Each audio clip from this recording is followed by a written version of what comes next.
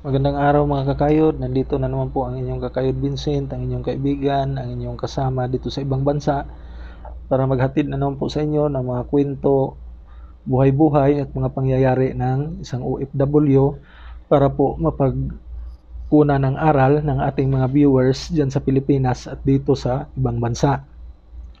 Mga kakayod, pag-uusapan natin ngayon ang larong basketball kung saan malaki itong balita ngayon na nanalo po ang Gilas Pilipinas laban po sa pupunan ng Latvia sa Olympic qualifying tournament na nangyari po doon mismo sa bansang Latvia sa may Europa.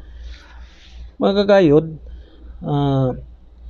ang basketball po ay hindi lang sa Pilipinas, kahit nandito sa ibang bansa sikat at nilalaro pa rin po ng mga Pilipino yung basketball, lalo na po kung may libreng oras, kasi may mga public basketball court na rin po dito at may mga court na rin po sa mga hotel na pwedeng mapaglaruan ng mga Pilipino at saka mga ibang lahi din na mahilig sa basketball.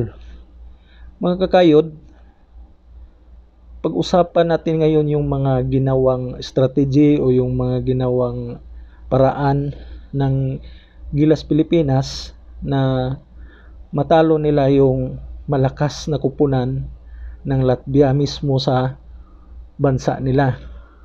Una nating pag-usapan dyan mga kakayod yung Bigs Duo o yung kombinasyon ng mga center natin na manlalaro sa Gilas Pilipinas.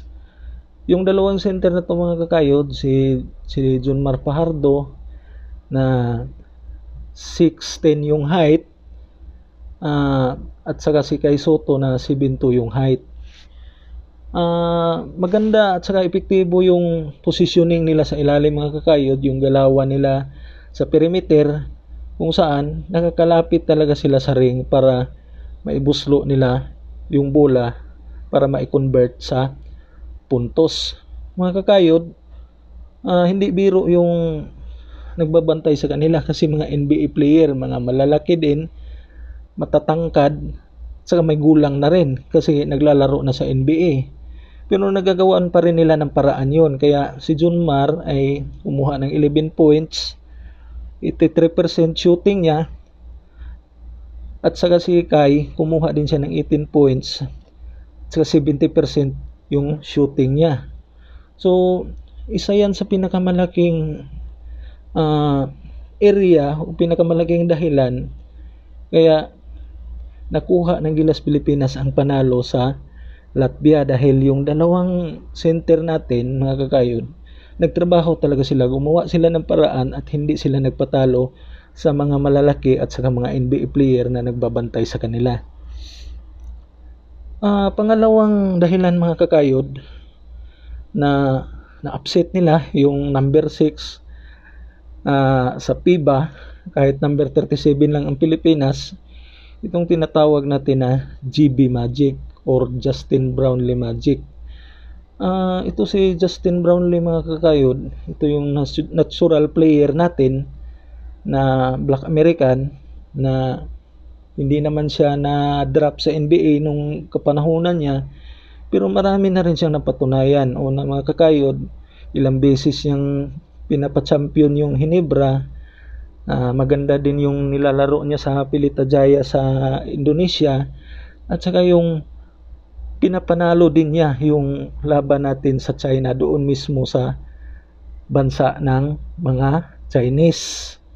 Kaya ang kagandahan kay Justin Brownlee mga kakayod, maaasahan natin siya pag panahon na kailangan natin ng puntos sa mga crunch time, yung mga hinahabol tayo ng puntos ng kalaban, o yung nalalamangan tayo na kailangan natin na makuha ulit yung lamang para manalo. Kaya isa yun sa swerte ng Gilas mga kakayod natin mga Pilipino, na nakakuha tayo ng naturalized player na mataas yung IQ, shooter, marunong pumasa, marunong tumingin sa mga kasama, at saka may kumpiyansa talaga sa sarili. Mga kakayod, dito na tayo sa pangatlong nakita nating dahilan, yung simple na mga nakikita natin pero naging epektibo kaya nanalo ang Gilas kontra sa Latvia. Yung equal distribution of points. Kasi mga kakayod, nasabi natin yan kasi 5 player yung nag-double digit na puntos nila sa laro na yon. Sila Chris Newsome, sila Kevin Kiambao, si Junmar Pajardo, Justin Brownlee, at saka si Japit Aguilar. Mga kakayod, malaking tulong yon kasi lahat ng mga player nagtrabaho, lahat ng mga player pumuntos, nag-contribute para manalo ang Gilas Pilipinas. At saka makikita din doon mga kakayod na walang buwakaw, walang nagsarili, lahat pumasa, lahat gumawa ng paraan, lahat hinanap yung pinaka-the best option para magkaroon ng puntos. Kaya nanalo yung Gilas Pilipinas mga kakayod. Pang-apat mga kakayod, yung mataas na percentage na naipasok nila sa 3-point area. Kumuha yung Gilas Pilipinas mga kakayod ng 45% sa 3-point area. So ibig sabihin mga kakayod, malaki din yung naitulong, marami silang na-shoot sa 3-point area kaya nahirapan na makabawi at saka makahabol yung Latvia. Mga kakayod, bago natin pag-usapan yung pinaka-importante at saka pinaka-huling dahilan bakit nanalo na upset ng Gilas Pilipinas yung Latvia, paki-comment mo na po sa baba kung ano yung mga gusto nyong sabihin o gusto nyong ipahayag para mabasa po natin. At paki-like na rin po, share, subscribe at hit the notification bell para po updated kayo kung ano yung i-upload natin na susunod na video. Pinakahuli mga kakayod, yung tinatawag natin na leadership at saka strategy ni Coach Tim Cone. Effective strategy na ginawa ni Coach Tim Cone. Kasi dati mga kakayod, 2018 hanggang nung 2021, yung ginamit ng mga previous coaches natin, double drive at saka isolation na paraan ng paglalaro ng basketball, hindi naging epektibo. Kaya hindi tayo nag-qualified sa Olympic. Ang ginawa ni Coach Tim mga kakayod, sinabayan niya, pinag-aralan niya at ginamit niya yung US na style ng basketball at saka European style na hindi na yung nakapokus ka lang sa isang tao na magdadala sa bola. Halimbawa mga kakayod, yung isang tao o isang player, kahit wala sa kanya yung bola, humahanap siya ng pwesto, humahanap siya ng paraan na palapit siya sa ring, mapasahan siya ng maganda para makakuha siya ng madalian at siguradong score, puntos. At saka yung isa pang ginawa ni Coach Tim mga kakayod, yung laki ng kalaban, pinabantayan niya ng mabilis. Kaya pagpasa pa lang, nai-intercept na ng Gilas player at mai-convert na ng puntos sa kabilang ring.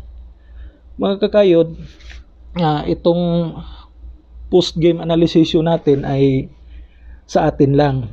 Hindi tayo expert, pero fan po talaga tayo ng basketball umpisa pa noon. Kaya sa atin tong analysis, alam ko naman na nakita nyo rin yung laban, kaya masasabi nyo na ganito din yung mga nangyayari nung naglaro yung Gilas na naipanalo nila yung laban kontra sa Latvia.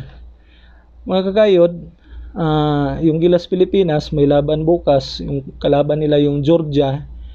Ganito yung sitwasyon mga kakayod, kung matalo yung Pilipinas pero 18 lang yung lamang pababa, pasok pa rin sa next level yung Gilas Pilipinas. Kung manalo din yung Gilas sa Georgia, ganun din, pasok din sila sa next level ng competition. Pero kung matalo yung Gilas Pilipinas ng 19 na points pataas, magkakaroon po ng tiebreaker po or wild card na laro. Mga kakayod, suportahan po natin ang ating pambansang kupunan kasi proud tayo at karangalan po natin na isang Pilipino. Maraming salamat po mga kakayod. See you on my next vlog.